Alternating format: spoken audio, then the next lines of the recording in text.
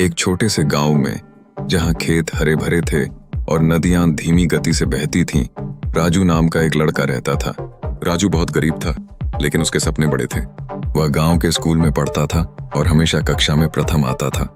उसे किताबें पढ़ना बहुत पसंद था और वह घंटों पुस्तकालय में बिताता था। गांव में एक पुरानी हवेली थी, जिसके बारे में लोग कहते थे कि उसमें खजाना छुपा हुआ है। बहुत से लोगों ने खजाने को खोजने की कोशिश की, लेकिन कोई सफल नहीं हुआ।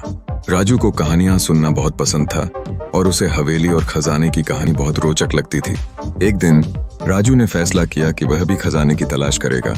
वह पुरानी हवेली में गया और हर कमरे और कोने को ध्यान से देखा। उसे एक पुरानी किताब मिली, जिसके पन्ने पीले पड़ गए थे।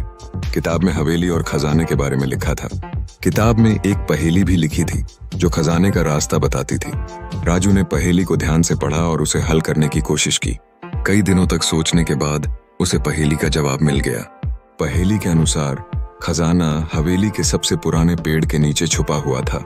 राजू हवेली के बाहर गया और सबसे पुराने पेड़ को खोजने लगा। उसे एक विशाल बरगद का पेड़ मिला, जो सदियों पुराना लग रहा था। राजू ने पेड़ के नीचे खुदाई शुरू कर दी।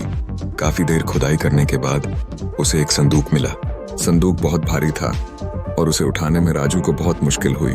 जब राजू ने संदूक खोला तो उसकी आंखें चमक उठीं। संदूक सोने के सिक्कों और जवाहरातों से भरा हुआ था। राजू बहुत खुश हुआ, लेकिन राजू लालची नहीं था। उसने सोचा कि इस खजाने का इस्तेमाल वह गांव के लोगों की मदद करने के लिए करेगा। उसने गांव में एक स्कूल खुलवाया और गरीबों को भोजन और कपड़े दिए। राजू की दयालुता और बुद्धिमानी की पूरे गांव में चर्चा होने लगी। वह एक गरीब लड़का था, लेकिन उसने अपने सपनों को पूरा किया और दूसरों की मदद करके एक महान इंसान बन गया। और इस तरह राजू की कहानी गांव के बच्चों को हमेशा प्रेरित करती रही कि सपने देखने और उन्हें पूरा करने के लिए कभी हार नहीं माननी चाहिए।